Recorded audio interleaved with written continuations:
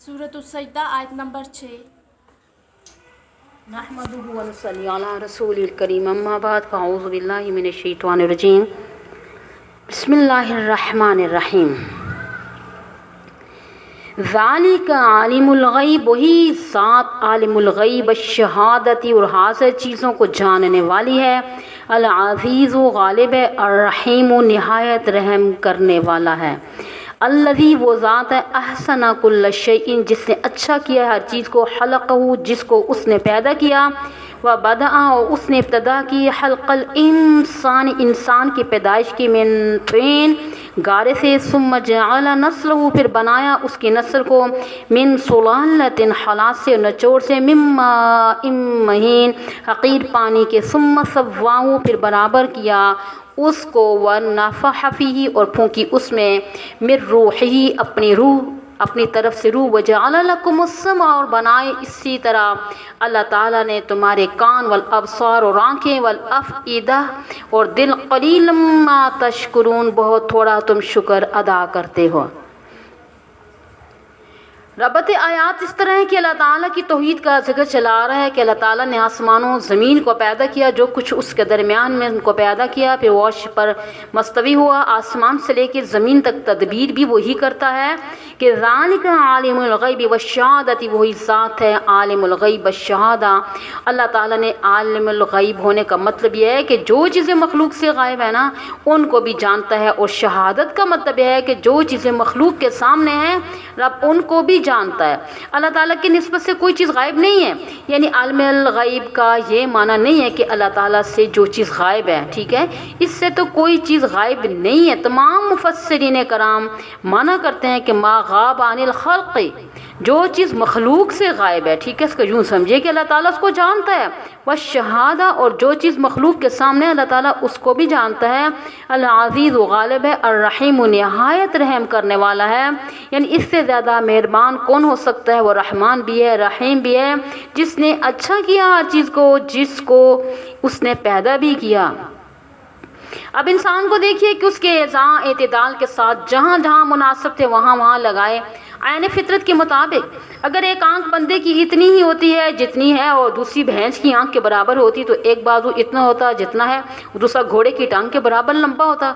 तो एक टांग इतनी होती, दूसरे सतून के बराबर लंबी होती, तो वह क़ादिर मुतलक है, कर सकता था फिर शक्ल क्या बनती, मगर उसने हर उसको मौजू और मुनासिब रखा।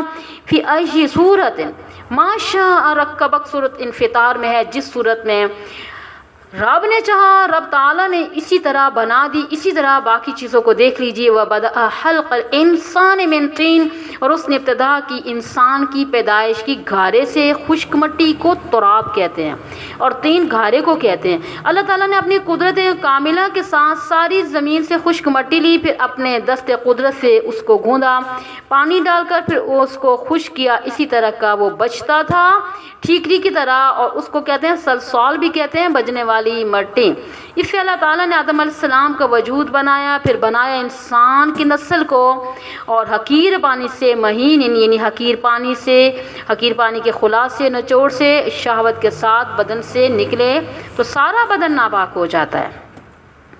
कपड़े को लग जाए तो कपड़ा नापाक हो जाता है। इस नापाक कतरे से, फिर सारे कतरे से भी नहीं, बल्कि इसमें जो जरासीम होते हैं ना, इनसे इंसान को पैदा फरमाया। सैयद अनवर शाह साहब कश्मीरी रहीमुल्लाह ताला फरमाते हैं कि दुनिया में इंसान से बढ़ के कोई अजीब शय नहीं है, यानी किस कतरे से उसको पैदा किया और क्या बना दिया। काश कि इंसान अपनी हकीकत समझे मैं क्या हुआ।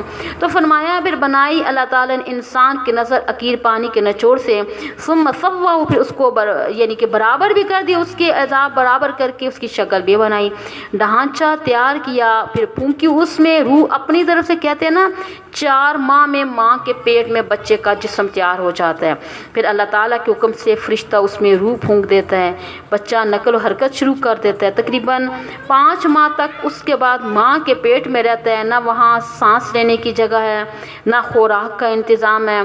बस अल्लाह ताला माँ के पेट से एक रग नारू जिसे कहते हैं ना, उसकी नाफ के साथ जोड़ देते हैं।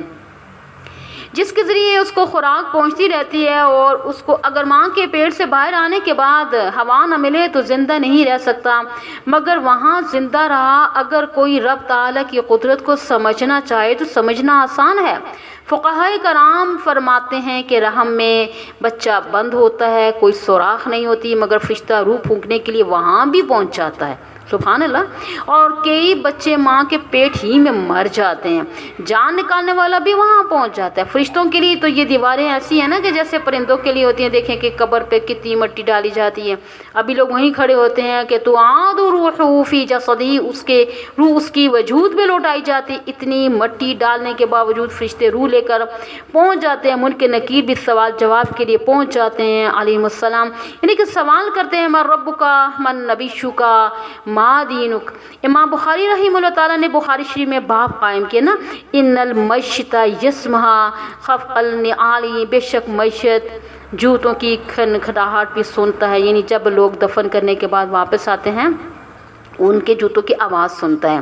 تو فرشتوں کے لیے مٹی دیواریں ہوا کی طرح ہیں جیسے ہوا پرندوں کے لیے۔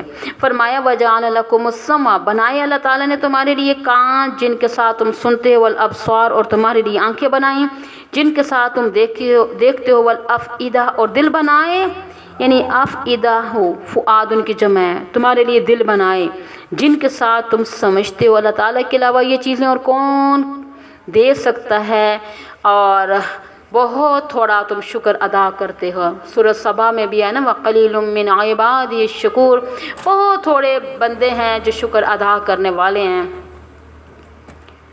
اللہ تعالیٰ سب کو شکر گزار بنائے، ہم سب کو، ہماری نسلوں کو بھی نا۔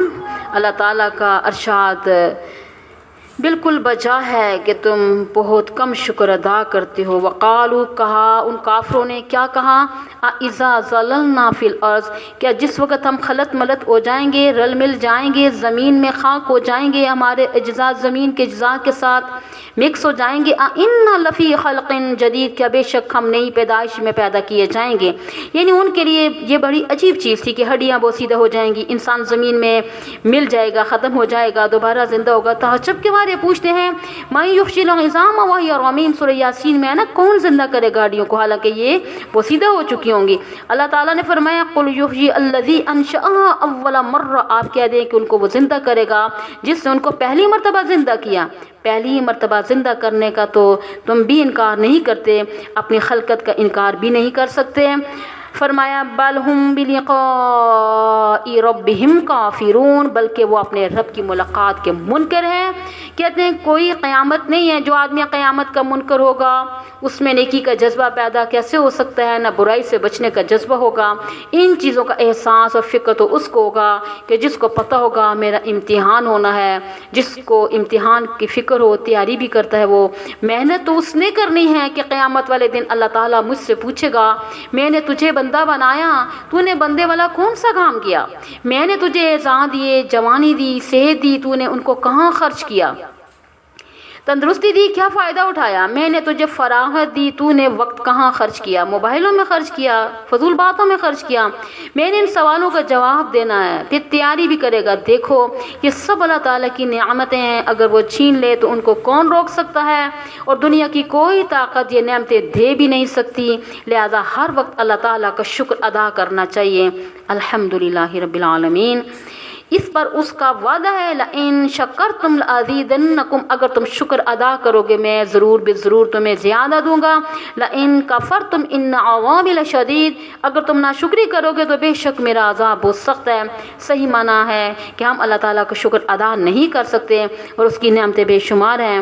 ہم یہ جو سانس لیتے ہیں، جس سے دن رات ہماری نفس چلتی ہے، ہم تو اس کا شکر ادا نہیں کر سکتے، حال یہ ہے کہ ہمیں اس نعمت کا احساس ہی نہیں ہے۔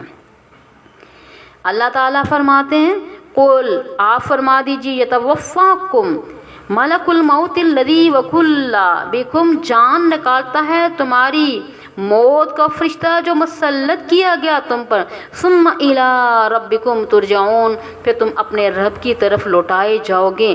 اللہ تعالیٰ نے یہ کام اسرائیل علیہ السلام کے سپرد کیا، اس محکمہ کے انچارج ہیں اور ان کے ماتحت بے شمار فرشتے ہیں، لیکن موت کے وقت کا کسی کو علم نہیں ہوتا، عین موقع پر اللہ تعالیٰ کا حکم ملتا ہے وہ جان نکال لیتے ہیں۔ اور اس میں نہ وہ کوتاہی کرتے ہیں نہ ان سے بھول چوک ہوتی ہے، ایک لمحہ کی بھی تاخیر نہیں ہوتی۔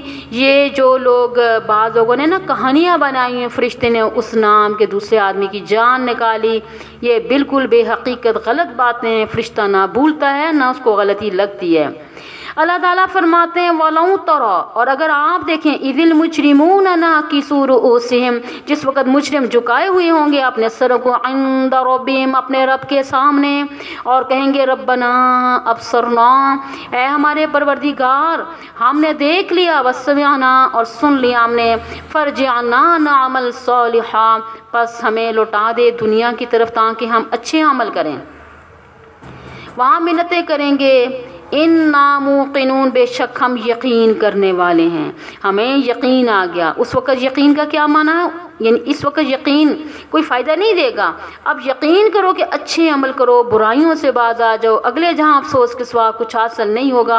اور اپنے ہاتھ کاٹ کر کہیں گے وَيَوْمَ يَعُضُّ الظَّالِمُ عَلَىٰ يَدَيْهِ، جس دن کاٹیں گے ظالم لوگ اپنے ہاتھوں کو، یقول، کہیں گے یا لیتنی اتخذت الرسول سبیلا، کاش کہ میں پکڑتا رسول کا راستہ، یا ویلتا لیتنی لم اتخذ فلانا خلیلا، سورہ فرقان میں 28 آیت ہے، اے خرابی کاش کہ میں نے فلاں کو دوست نہ بنایا ہوتا۔ وَلَوْ شِئْنَا لَآتَيْنَا كُلَّ نَفْسٍ هُدَاهَا، اور اگر ہم چاہیں تو دے دے ہر نفس کو اس کی ہدایت، یعنی کہ سب کو ہدایت پر مجبور کر دیں، ان میں سے یعنی کہ برائی کا مادہ ختم کر دیں، جیسے فرشتوں کو اللہ تعالیٰ نے معصوم بنایا، اس طرح اگر وہ چاہے تو تمام نفوس انسانیہ کو، تمام نفوس جنات کو ہدایت دے سکتا ہے، ان میں کفر کا مادہ ہی نکال دے، لیکن ایسا کرے گا نہیں کیونکہ پھر امتحان ختم ہو جاتا ہے۔ اسی لیے فرمایا اگر ہم چاہیں تو ایسا کر سکتے ہیں، اور کر سکنا اور چیز ہے، کرنا اور چیز ہے۔ 15ویں پارے میں گزر چکا ہے وَلَئِن شِئْنَا لَنَذْهَبَنَّ بِالَّذِي أَوْحَيْنَا إِلَيْكَ، سورہ بنی اسرائیل آیت نمبر 86، اگر ہم چاہیں تو لے جائیں اس چیز کو جو وہی بھیجی اور ہم نے آپ کی طرف، اللہ تعالیٰ کی قدرت ہے، مگر نہ چھینی اور نہ چھینے گا۔ تو کرنا اور چیز ہے اور کر سکنا اور چیز ہے۔ اللہ تعالیٰ چاہے نا تو سب کو ہدایت دے سکتا ہے جبرن، لیکن اگر ایسا کرے گا تو اختیار ختم ہو جائے گا۔ اس انسان کو اختیار دیا ہے نا، وہ بتاتی رہتی ہوں کہ فمن شاء فلیؤمن ومن شاء فلیکفر، سورہ کہف کی آیت ہے۔ بس جو چاہے اپنے ارادے سے ایمان لائے اور جو چاہے اپنے ارادے اور اختیار سے کفر اختیار کرے۔ اللہ تعالیٰ نے انسان کو ارادہ دیا ہے، قوت اور طاقت دی ہے، انسان اپنی نیکی اور بدی پر مختار ہے۔ تو 3 مسئلے اختلافی ہیں، سمجھ لیجئے کہ ایک ہے کہ اللہ تعالیٰ خلاف واقعہ بول سکتا ہے یا نہیں۔ خلاف واقعہ کا مطلب یہ ہوتا ہے نا، مثلا اس وقت تم سارے بیٹھے ہو یا میں کہوں کہ میں نہیں کھڑے ہوں، یعنی یہ خلاف واقعہ ہے، تو یہ اس کے بولنے پہ اللہ تعالیٰ قادر ہے یا نہیں۔ اہل حق کہتے ہیں نا قادر ہے، قدرت رکھتا ہے، مگر نہ خلاف واقعہ اس نے بولا ہے، نہ بولتا ہے، نہ بولے گا۔ معتزلہ، خارجی، رافضی، بریلوی کہتے ہیں کہ رب کو ایسی قدرت ہی نہیں ہے۔ کہ نمبر 2 مسئلہ ہے کہ رب تعالیٰ مثلا ابو جہل، ابو لہب کو جنت میں بھیجنا چاہے تو بھیج سکتا ہے یا نہیں۔ اہل حق کہتے ہیں کہ بھیج سکتا ہے مگر بھیجے گا نہیں۔ اس نے فرمایا کہ جنت کافروں پر حرام ہے، مگر شیعہ، رافضی، خارجی، بریلوی، معتزلہ کہتے ہیں نہیں بھیج سکتا ہے، اللہ تعالیٰ کو اس پر قدرت ہے۔ نمبر 3 اختلافی مسئلہ یہ ہے کہ تیسرا مسئلہ مکان نظیر کا ہے کہ اللہ تعالیٰ حضرت صلی اللہ علیہ وسلم جیسی شخصیت پیدا کرنے پر قادر ہے یا نہیں۔ اہل حق کہتے ہیں قادر ہے، پیدا کر سکتا ہے، مگر نہ تو حضرت صلی اللہ علیہ وسلم کی نظیر اللہ تعالیٰ نے پیدا کیا اور نہ ہی پیدا کرے گا۔ روح مصطفیٰ ہے وہ آئینہ کہ اب ایسا دوسرا آئینہ نہ ہماری بزم خیال میں نہ دکاں آئینہ ساز میں۔ اب یہ سارے فرقے کہتے ہیں کہ اللہ تعالیٰ کو قدرت ہی نہیں ہے، اس پر کتابیں لکھی گئی ہیں۔ بھائی تم نے رب تعالیٰ کی قدرت کو محدود کر دیا، کرنا اور چیز ہے، کر سکنا اور چیز ہے، دونوں میں فرق ہے۔ حضرت مجدد الافسانی شاہ احمد سرہندی رحمۃ اللہ علیہ سے نا کسی نے پوچھا کہ یہ بتلائیں کہ اللہ تعالیٰ کسی نیک ترین آدمی کو دوزخ میں بھیج سکتا ہے؟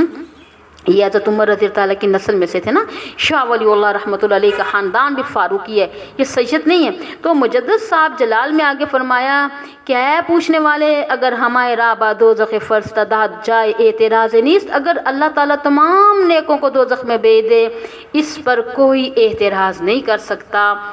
مگر بھیجے گا نہیں۔ لیکن آگے دیکھتے ہیں حضرت گنگوی رحمۃ اللہ علیہ نے اس آیت کریمہ کو دلیل کے طور پہ پیش کیا۔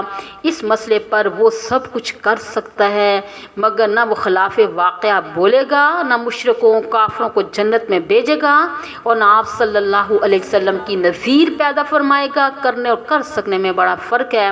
اللہ تعالیٰ فرماتا ہے اگر ہم چاہیں تو ہر نفس کو ہدایت دے سکتے ہیں، وَلَٰكِنْ حَقَّ الْقَوْلُ مِنِّي، لیکن لازم ہو چکی ہے بات میری طرف سے، لَأَمْلَأَنَّ جہنم، البتہ میں ضرور پر کروں گا جہنم کو، مِنَ الْجِنَّةِ وَالنَّاسِ اجمعین، جنات اور انسانوں سے اکٹھے، یعنی وہ اپنی مرضی سے نیکی اور بدی کریں گے، اپنی مرضی سے ایمان لائیں گے، اپنی مرضی سے کفر اختیار کریں گے، جس کے نتیجے میں دوزخ میں جائیں گے۔ اللہ تعالیٰ زبردستی کسی پر بھی نہیں کرتا۔